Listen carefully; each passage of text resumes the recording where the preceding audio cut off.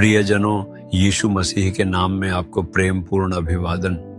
यीशु मसीह की आंखें हमेशा आप पर टिकी रहती हैं। आपकी आंखें किस पर टिकी हैं? क्या वे यीशु पर केंद्रित हैं?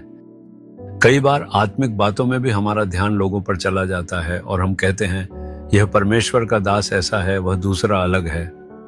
मुझे परमेश्वर के दासों की जीवन चरित्र पढ़ना बहुत पसंद है। मैंने उनमें से कई की जीवन चरित्र पढ़ी है। मैंने Sadhu Sundar Singh, Billy Graham, Oral Roberts, T L. Osborn और ऐसे ही कई लोगों की जीवन चरित्र पढ़ी है। फिर उस प्रेरित थॉमस के बारे में जो भारत में सेवा करने आए थे, और कई परमेश्वर के दासों और संतों के बारे में जिन्होंने भारत में सेवा की। जब हम उनकी जीवन चरित्र पढ़ते हैं तो हम बहुत सी बातें सीख सकते हैं। मैंने सोचा कि वे ऐसे सब झिए हैं और हर एक से कुछ न कुछ सीखा।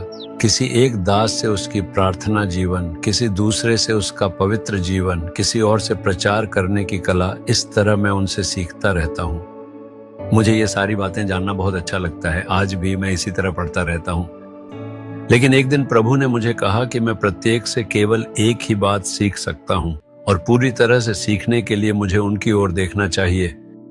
अपनी आंखें उसी पर लगाए रखना प्रभु ने मुझे ऐसा सिखाया। ये कितनी सच्ची बात है। हम पूर्णता केवल यीशु में ही देख सकते हैं।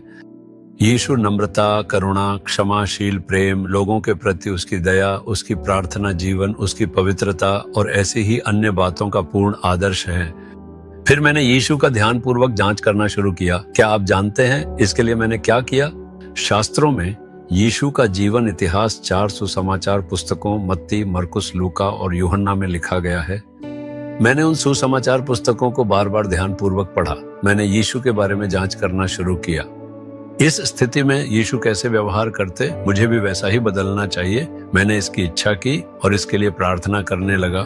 क्या आप जानते हैं मत्ती अध्याय 11 वचन 29 में यीशु क्या कहते हैं? मेरा जुआ अपने ऊपर उठा लो और मुझसे सीखो, क्योंकि मैं नम्र और मन में दीन हूँ, और तुम अपने मन में विश्राम पाओगे। मत्ती अध्याय 11 वचन 29 में ये कहते हैं, मैं नम्र और मन में दीन हूँ, आओ और मुझसे सीखो, प्रभु यीशु कहते हैं।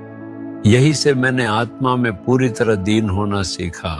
जब धार्मिक अगुवे उनसे घृणा करते, उनका उपहास उड़ाते, उनका अपमान करते और उन्हें उकसाते थे, वे चुप रहते और उन्हें नम्रता से उत्तर देते। वे इतने विनम्र बने रहे।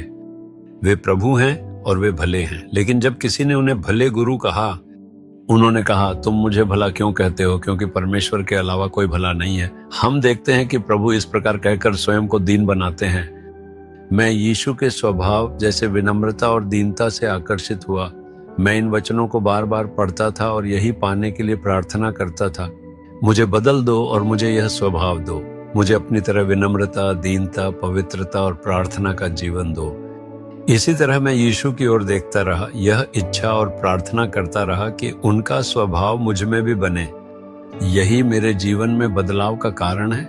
जब मैं छोटा था, मेरा स्वभाव बहुत कठोर था। मुझे जल्दी गुस्सा आ जाता था और मैं चिड़चिड़ा हो जाता था।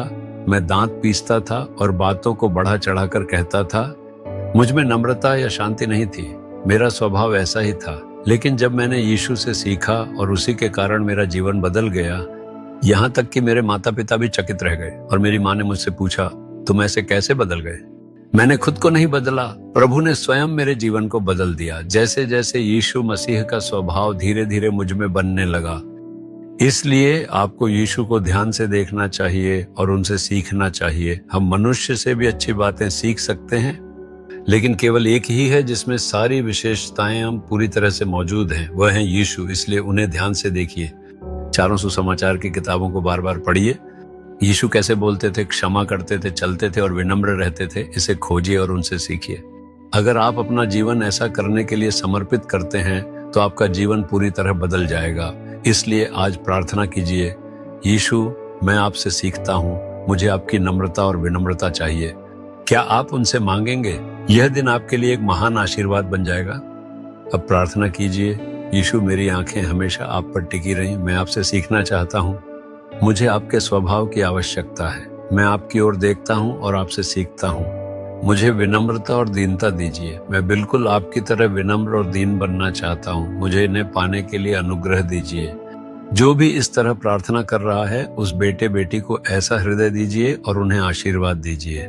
मैं यीशु के नाम में प्रार्थना करता हूँ, आमीन आमीन।